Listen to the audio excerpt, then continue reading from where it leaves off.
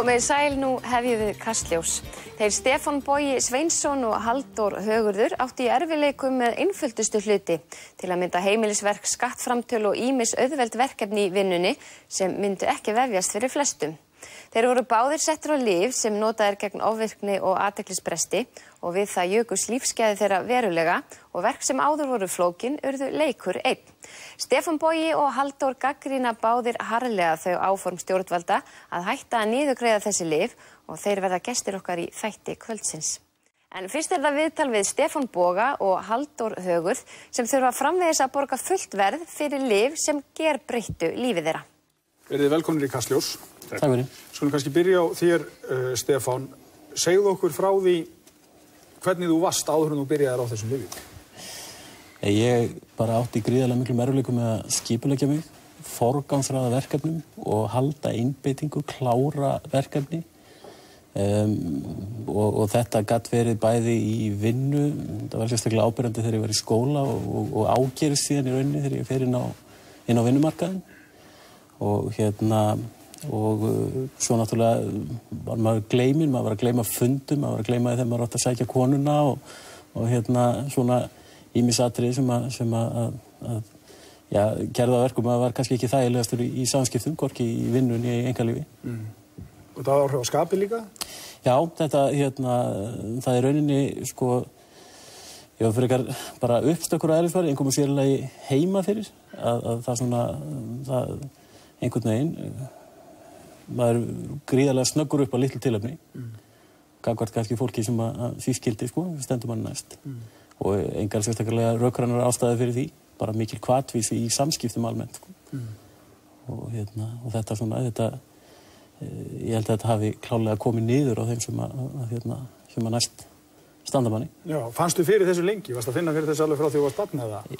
Já, ég hef fundið fyrir þessu í rauninni, já, alveg síðan ég var barn. En maður, kannski þegar maður þekkir ekki neitt annað, þá gerir maður bara ráð fyrir því að þetta sé bara svona einhverjir eðliseiginleikar sem maður er með. Auðvitað ekkert jákvætt, en svona sé maður bara. Og það hafði rauninni ekkert hvarflað á mér að það geti verið einhver ástæði fyrir því og hvað þá það var eitthvað hægt að taka á því og gera eitthvað í því. Þetta var sem sagt þinn athyglisbrestur. Hvernig var þinn? Ég náttúrulega lendi ekki illa í þessu hann. Hann náttúrulega leitist út í lögfræði. Ég byrjaði í skóla, kringum svona 12 ára aldurinn, að fara út í að grínast þar og læra minna, grínast meira og svona allur á yði og athyglin flogin út gluggann. Og svo er ég eiginlega bara lentur í því. Ég er að vinna við hugmyndavinnu, grínskrifu og annað slíkt og hélt alltaf að þetta var eðlilegt að vera svona. Þannig að, ég eins og sé, maður hefði enga forskrift að því hvernig maður átti að vera. Þannig að það er eiginlega tilviljun að þetta greinist hjá mér. Og ég fór kannski svolítið skrýtna leiða því að það er ákaflega skynsöm kona sem að píndi mig til þess að taka inn á konsertatöflu. Þannig að ég byrjaði þannig. Hún hefur þá haft grun að það væri þetta sem var að þér? Þar sem að ég var staddur hjá henni á að vinna verkefni sem ég og fána þess að hjálpa mig við verkefni sem ég átti að vera löngu búin að á hundavaði, þá, einhvern veginn var hún þetta næm og sagði bara við mig, þú ættir ábyggilega að vera á konserta. Og þegar ég spurði hvað það væri, þá sagði hún bara það er það sem heldur mér í skóla. Og hún píndi mig til þess að taka eina töflu, þetta er nú öll mín dópsaga, að ég tók eina töflu hjá henni og skömmu seinna fer ég frá henni og er á leið úr Hafnarfirðinni í Reykjavík og undir Kópavogsbrúnni gerist eitthvað merkilegt. Ég hef lýst í þannig að það sem ég er að keyra undir Kópavogsbrúnna hætti ég að vera sammála Steini Steinari. Tíminn var ekki lengur eins og vatnið, hann breyttist í legókubba. Ég gat raðað upp hlutum og skipulagt og kom við á 2 stöðum á leiðinni heim að klára hluti sem ég ætlaði að gera mánuðum saman. Og ég átti flug kvöldið eftir. 3 verkefni sem lágu á mér. Ég ætlaði að reyna að klára 1 og taka hinn 2 með mér út og vinna þau úti, bara í laptop, eins og maður var margótt búinn að gera. Ég kom heim, byrjaði á að finnast óreglan á skrifborðinu sem áður var eðlileg, óþolandi. Tók til á skrifborðinu og setti svo við verkið og þetta var uppsetning, Tók skjalið sem ég hafði verið að vinna í og smábreytt og senda á kúnnan og fá tilbaka og byrjaði bara upp á nýtt. Lokaði augunum smá stund, sá þetta fyrir mér í haustum og rumpaði því af, sendi, fekk samþykkt samstundis. Þannig að ég settist niður og prófaði hvort ég gæti nú lesið svona on demand, sko. Það bara verið bara frá svona þessi 12-13 ára aldri, það geta lesið bara staka sinni. Settist niður, týndi mér inn á blaðsíðu 54 og setti svo aftur niður og kláraði hin 2 verkefni og tók mitt fyrsta frí sem var frí. Þannig að þegar þú kynnist lífinu þá bara gerbreytist lífið, það má ég segja það. Já, ég reyndar sko það skeptískur. Ég ringdi í vinkonu mína sem sálfræðingur og feikilega klár kona. Af því að mér fannst þetta of gott. Mér fannst þetta of mikið og þú veist, mér fannst þetta bara að vera of mikið töfralif. Og ég bara treysti ekki eigin upplifun og lýsti þessu fyrir henni í smáatriðum og hún sagði bara, þetta bara virkar svona fólk eins og þig. Já. Það ekki flóknara. Og þú varst nú líka búin að prófa eitt og annað og síðan kynnist þú þessum lyfjum. Ég bara prófaði það þurfti tölvöld mikið að sannfæra mig að fara að taka lyf. Ég hef bara verið að viðurkenna það. Ég veit ekki hvort það eitthvað við íslenska karlmenn. Við erum ekki mikið fyrir að dæla í okkur lyfjum. En síðan ákvað ég að prófa það og ég finn alveg vel merkilegan mun. Þetta virkar ekki eins og mér og Halldóri. Þetta virkar ekki svona drastist. Þetta ekki svona mikil sprengja. En ég veit alveg, ég allur annar. Ég hef miklu meiri einbeitingu, miklu meiri ístöðu í að klára verkefni. Og og ég að því litum til virkar þetta en þá þegar ég fer af lyfjunum sem hefur nú gerst sko, ég hef tekið skammtinn og svo hef ég ekki endurnýjan alveg strax þá finn ég þetta en þess að þá fara að koma sko skapsveiflurnar sko skyndileg brjálæðiskvöst yfir því að sko DFD-spilarinn virkar ekki sko og þá fer ég aftur að gleyma hlutum af því að þá hefur maður samanburð þá skilur maður hver munurinn og svo náttúrulega þeir sem eru miklu dómbarri á þetta fólkið í kringum hann. En hvað, og núna sem sagt kemur það fram í fjárlagafrumvarpinu að það eigi að spara kostnað einhverja 220 milljónir á ári með því að hætta niðurgreiða þetta lyf fyrir fullorðið fólk og rökin meðal annars þau að það stendur í fylgiseðli að þessi lyf séu fyrir börn en ekki fullorðna. Ég meina, hvað segirðu við því? Já, ég finnst það allt benda til þess að því að þú segir að rökin séu meðal annars þau. Ég sé ekki annað en það fyrir bara einu rökin. Það það eina sem sett fram. Og já, ég hef þá trú á heilbrigðiskerfinu að læknar væri ekki að ávísa þessum lyfjum til fullorðins fólks nema vegna þess að þau virka. Og ég held að hundruður og jafnvel þúsundir manna allan geti vottað það að þessi lyf að gera gagn fullorðnu fólki. Og eðli sjúkdómsins ekki það að hann bara hverfi þegar þú nær sjálfræðisaldri. Og ef þetta verður að veruleika myndi að koma gríðarlega hart niður á kannski sérstaklega krökkur sem að fara í gegnum skólakerfið, eru á framhaldsskólaaldrinum og eru á lyfjum og það kannski það sem að halda þeim í skóla. Ég hef fengið skilaboð það frá einstaklingum sem bæði hafa komið sér í gegnum skólakerfið og eru bara í kvíðakasti núna yfir því að mögulega hafi ekki efna á að halda áfram á lyfjum af því að þetta það sem að virka fyrir þau. Já, þetta rosalega kostnaður ekki fyrir einstakling.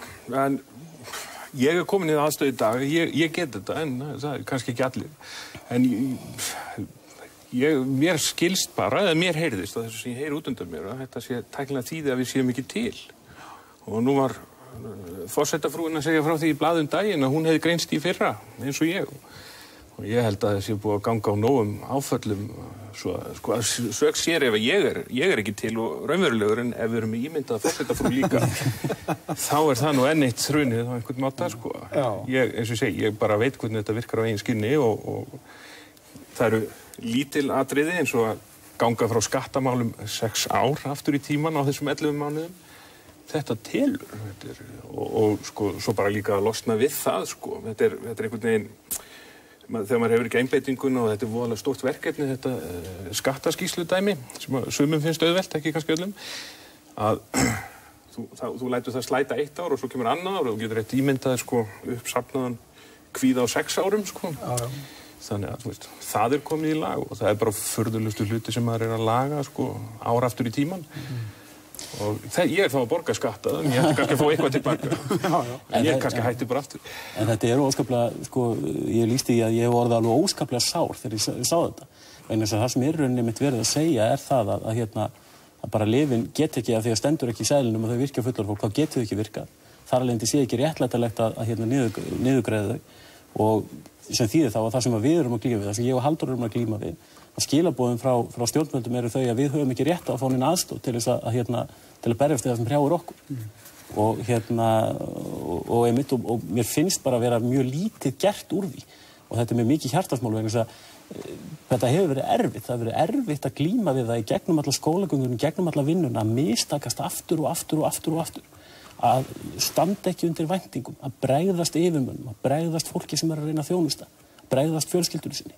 Og svo loksins þegar maður komin á þann stað að vera búin að átta sig á því hvað að og fá greiningu, ekki bara í einhverju serióspakka, heldur faglega greiningu, að þá koma skilaboðan á ofan, þetta ekki alveg, þetta fake.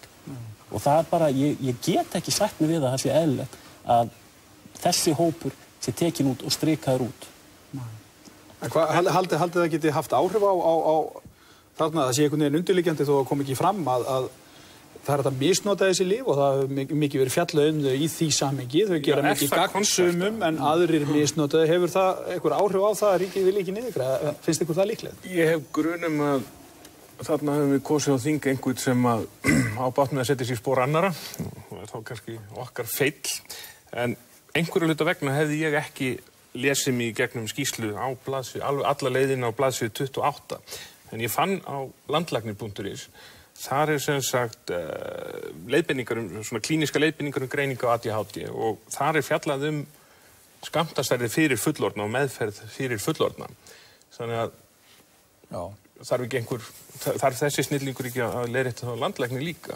Já, þannig að þetta eru svona svolítið þversagnarkenndar upplýsingar einhvern veginn sem eru þannig inn í kerfinu. Algjörlega, og í rauninni hvernig þetta afgreitt með 2 setningum þannig í fjárlagafrumvarpinu og vísa einmitt í eitt hlut og það hefur ábyggilega sín áhrif umræðan misnotkun á þessu lyfjum. Það ekkert ásættanlegt einmitt að menn taki svona ákvörðun án þess að kynna sér málin núna í hörkur og tala við, til dæmis bara landlæknisembættið sem hefur gefið það formlega út að það sé ekki bara hægt og eðlilegt, heldur það eigi að fara í það að greina fullorðna með ADHD og veita það meðferð, þar á meðal lyfjameðferð, með þessum lyfjum. En við treystum náttúrulega illa útlendingum, en prófessor Biedermann okkur við Harvard fjallaði þetta allt í rannsókn 2006 og þar kemur fram að 4,4% fullorðinna séu haldnir ADHD og hann mælir með þessari lyfjagjöf. Þannig að það eftir að leiðrétta ansi marga greinilega. Já, en hvað getur fólk í ykkar sporum þá gert núna þegar að, þetta fyrir þinginu? Hafið eitthvað verið að lobbyast svo við notum nú vont mál? Hafið þið verið að tala við eða reyna að hafa áhrif til þess að þetta komist ekki í gegn? Hægt að gera eitthvað slíkt ef þetta svona mikið hjartarsmál? Mín aðferð að benda og hlæja, en það betra í lögfræðingurinn hjóli. Já, ég meina, auðvitað hefur það sín áhrif. Þetta liggur núna fyrir þinginu. Þetta tillaga eins og hún kemur frá ráðuneyti. Og það verið að laga aðeins á hljóðið? Já. En Ekki gott í hljóðið. En svo get ég náttúrulega talað hreint út og fengið þá lögfræði aðstöð hjá þér. Það geti bjargað. Já, nákvæmlega. En hvað viltu gera í þessu? Nei, þetta bara tiltölulega einfalt mál. Það einhver staðar inni í ráðuneyti eða stofnanakerfinu hefur ákveðið þetta verið góð hugmynd á mjög röngum forsendum. Og þetta fyrir þinginu vegna þess að þingið ákveður þetta. Þannig að þingmenn geta bara sagt, nei, við gerum ekki svona laga. Þetta ekki eðlilegt. Og ég meina, þar með bara málið dautt. Og ég skrifa þingmannum þetta og ég ætlast bara til þess. Mér finnst þetta að vera það galin hugmynd að allavega nokkri af þessum 63 sem að sitja þetta niður við Austurvöll, þeir hljóta að sjá það. Og þeir hljóta geta haft þau áhrif að þetta verði tekið út úr frumvarpinu. Ég vil finna út hver stakk upp á þessu því að ég held að viðkomandi sé mjög í hættu með að taka smálán.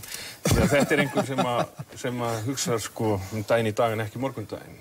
Já. Það ekki flókið. Það ein allsherjar fordæming á þessu hjá ykkur, heyri ég. Þetta dómur, ekki fordómur. Já. Við skulum sjá hvernig spilast úr þessu. Það náttúrulega ekki búið að afgreiða þetta í þinginu, þannig að mögulega verður eitthvað breyting gerð þarna og ég þakka ykkur allan fyrir að koma hingað til okkar í Kastljós. Takk hérlega.